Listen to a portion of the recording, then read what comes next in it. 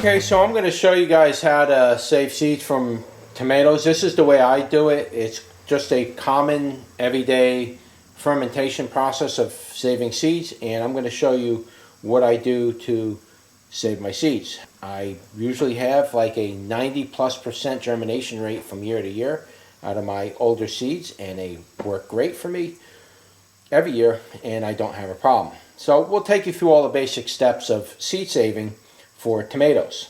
Now there's a few ways to do this, okay? I'm going to show you one way just to make it easy. Now, if you do it this first way, I'm going to show you how to get the seeds out of the tomato.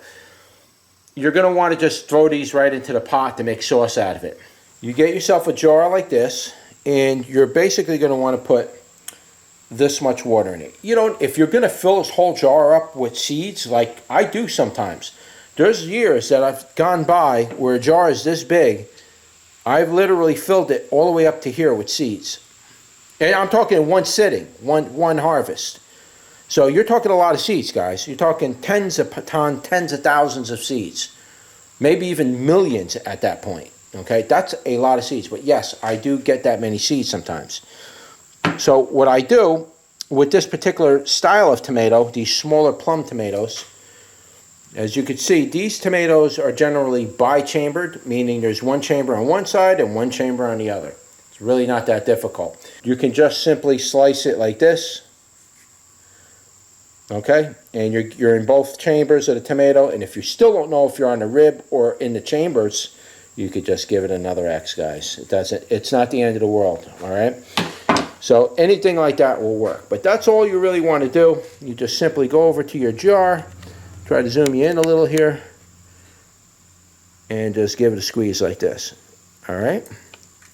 Now, in general, that's it. You don't want to sit there and squeeze the thing until the guts are coming out.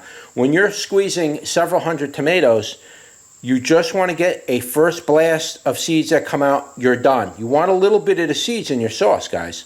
You don't want to get every single seed out because you need some of that tangy flavor for your sauce. I'm eating these tomatoes as I do this video. We don't want to waste them. All right, here's the ribs. You just give it a little slice. When you're doing several hundred tomatoes, that extra cut when you're cutting an X, it's a lot of work. So you just want to give it a squeeze like that, and that's it. In this case, I might squeeze it again, get the last couple seeds out. But when I'm making sauce, I just slice, squeeze. I'm like a machine because, you know, I may have 200 tomatoes to do. So you can't sit there and start, you know, playing games with, you know, putting the X in there, where's the rib. You don't want to play with that. Just slice and go, slice and go. Don't even look at what you're doing, but don't cut your hands off, but you just want to slice and go. These aren't fully ripened. That's all you want. Is that little, see that little mouth on there? All right, so we're going to squeeze this one. I don't know how ripe these seeds are in here, so, all right, just give it a squeeze. That's it. Not many seeds in there. It's better if you wait till they're ripe, of course, you know. Okay, now, you take your lid. You can see there's not much water in there, but you take your lid. I already marked it, brown plum. Just put your lid on there. And just give it a little shake. Don't go too crazy. You want to make sure the seeds are broken up and well mixed with the water, and it'll settle down, it'll ferment, and so on and so on. So let me grab another jar that's done already. Okay, so this one's done. This is the purple Cherokee. These seeds have been sitting in here long enough.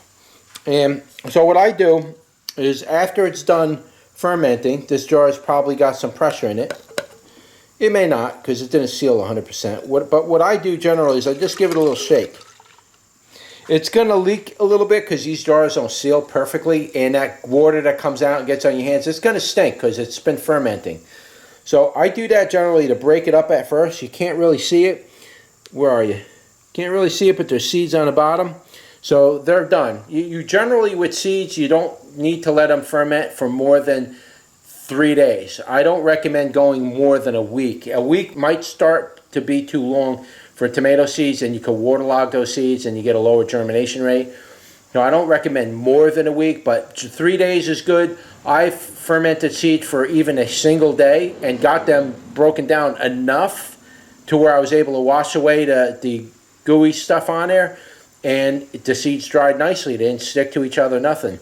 So you can go anywhere from 1 day to 3 days. A week is probably too long. I don't recommend a week, but if you did leave it a week, it's not going to destroy your seeds. But if you leave it all winter or all, for months, no, the seeds are probably no good anymore. So the next thing I'm going to do is I'm going to rinse it out. Really, the next thing I do is I just grab a strainer. I have a strainer I use every year just for the seeds. I really don't want to use my good strainer to wash these fermented seeds out because it's nasty and everything. I mean, the smell of this thing is absolutely horrific. It's really bad, let me tell you. It's disgusting. So what I do is I bring it outside. You could do this in your sink if you want, or I prefer to do it out here. Just let it all run. But basically what I do is I just dump out my seeds, rinse out your glass, of course, without getting your seeds all over your driveway. But I spray them off really good and wash all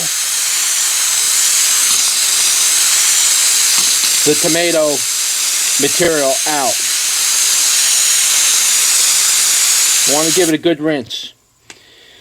You really want to get all that stuff off of there, because if there's any blight from last year or any tomato wilt or any other diseases that was inside the tomato mass part of it, may not be in the seed, but it might have been in the mass part, you really want to make sure you wash them off really good. And some people even go to the extra extent where they add a little bit of hydrogen peroxide to the surface of this, like they'll make a mix. Yeah, you can do that as well and get the hydrogen peroxide in there and really sterilize them. And if you got a really bad blight problem, that might be something to consider, because it could very much be on those seeds. So the next thing we're going to do is we're going to put that from there into there, but I got to pick up some of these seeds that fell and got blown out as I was washing this thing out. So, okay, so we transferred from the strainer to the dish, and I'm going to show you something to do with that dish in a minute. But just so you know, once you're done with this glass, you should really rinse it out really good. Not so much for like sanitary purposes, because it's going to get nasty with the next batch of seeds you use it for. But you really want to make sure you clear it out real good so there's no seeds left behind in there, because you don't want to mix them up with another variety of tomato. So you really want to make sure you get all the seeds out of that jar so you don't add any mixed seeds up, okay? So basically the next thing I do is I just take this thing and we tilt it up for a little bit and we let that water drip off. And you can leave it like that, and that helps it dry. Now, what I like to do at this point, you don't really have to go too crazy with that.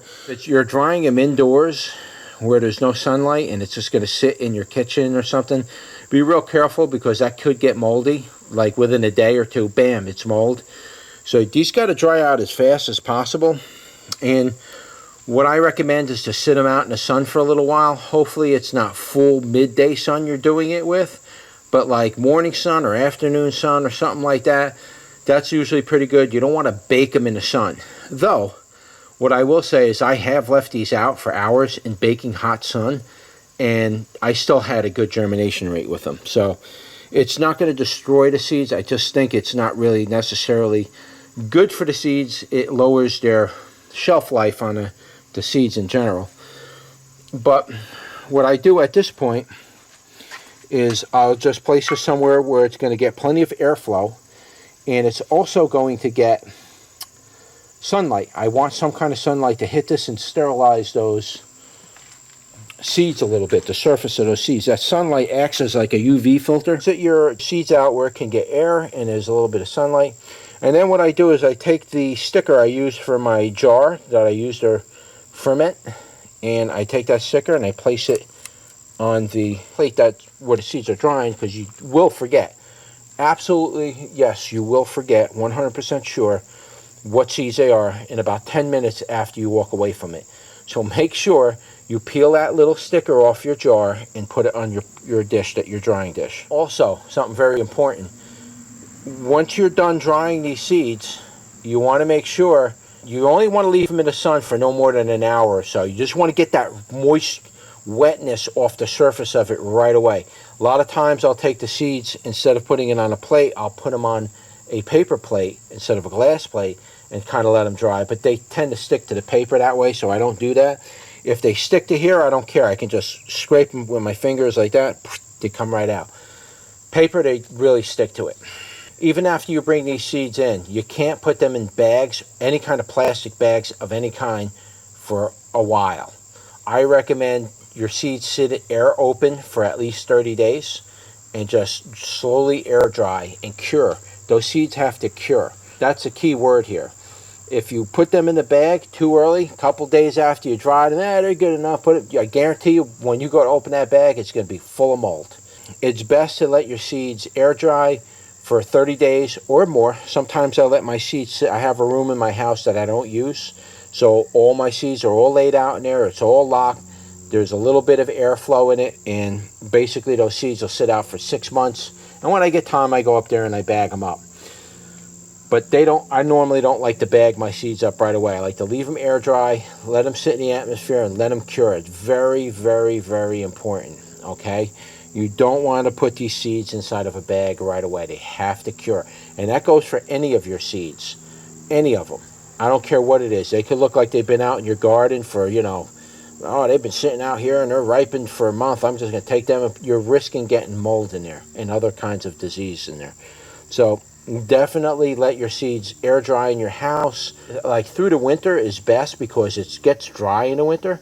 So any moisture in there is like a natural evaporator. It just sucks that moisture out, and that excess moisture, and that's what you want. You want to bag your seeds when the humidity is really low, 40% humidity, boom. You dry them out, bag them at that point. There's not a whole lot of humidity in there to cause this mold problem that you will see.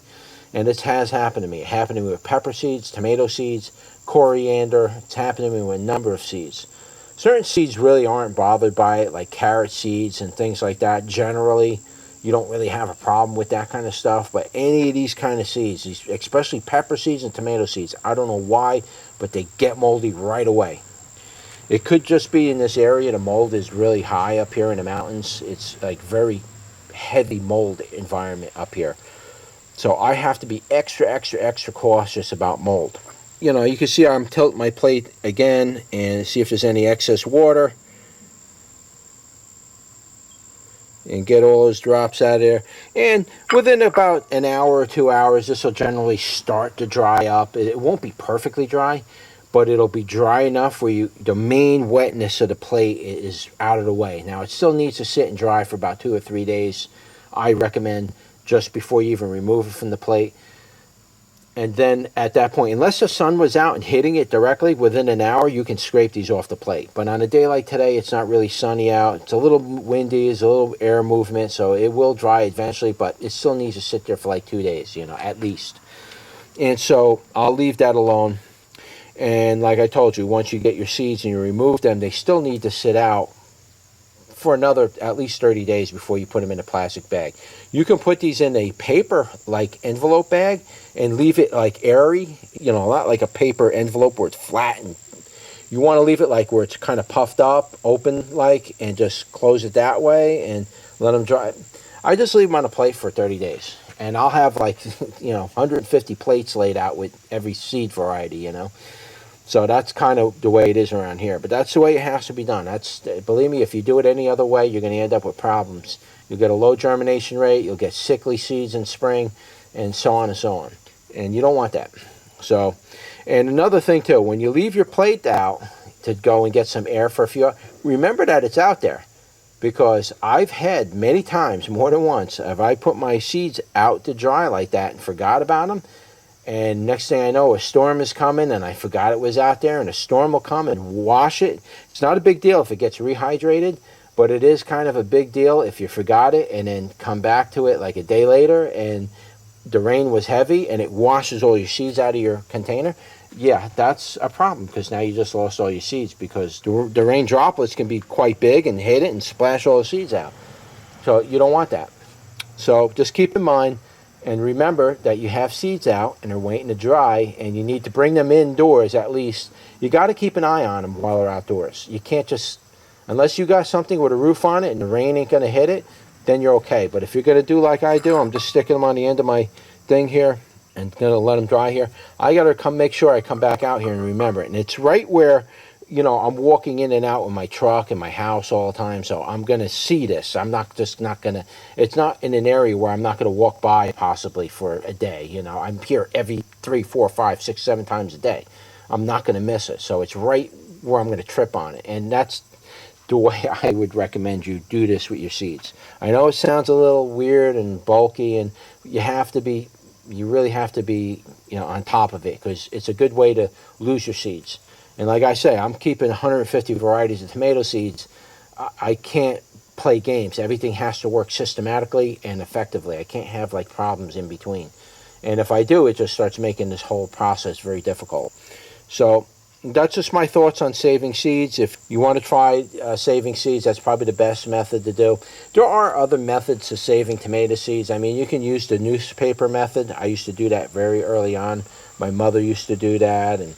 And basically, the newspaper method is basically you take a strip of newspaper, and while these seeds still have the gel on them, you just stick them on a newspaper like every inch, boom, boom, boom, boom, boom, boom, and you make a strip. You make these long strips with it, and you let them dry in the sunlight on a windowsill. That's it. You're done.